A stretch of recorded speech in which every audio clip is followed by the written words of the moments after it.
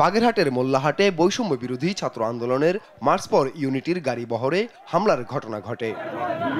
মঙ্গলবার সকালে মোল্লাহাট মাদ্রাসা ঘাট এলাকায় সন্ত্রাসীরা গাড়ি লক্ষ্য করে ইট পাটকেল নিক্ষেপ করে এবং গাড়ি থামিয়ে কয়েকজনকে মারধর করে। পরে শিক্ষার্থীরা প্রতিরোধ গড়ে তুললে মুহূর্তেই রণক্ষেত্রে পরিণত হয় গোটা এলাকা। শিক্ষার্থীরা জানান, বেলা 11:30টার দিকে মোল্লাহাট অতিক্রম করার সময় আগে থেকেই প্রস্তুত হয়ে থাকা সন্ত্রাসীরা হামলা চালায়। থানার সামনে ঘটনা হওয়া সত্ত্বেও পুলিশ নীরব ভূমিকায় ছিল বলে অভিযোগ শিক্ষার্থীদের। ঘণ্টাব্যাপী সংঘর্ষে 20 জন আহত হয়, যাদের 3 জনের অবস্থা আশঙ্কাজনক। পরে পরিস্থিতি নিয়ন্ত্রণে মাঠে নামে পুলিশ ও সেনাবাহিনী।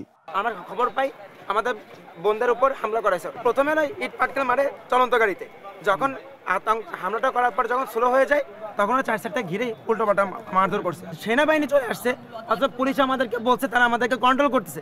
পুলিশ আসছে 5-7 জন, তাও 40-50 মিনিট পরে। আমাকে অনেক ভাই রক্তাক্ত, অনেক ভাই অসুস্থ, হসপিটালে নিয়ে যাওয়া হয়েছে। 7-8 জনের মাথা টাথা ফেটে গেছে এবং অনেকেই গুরুতরভাবে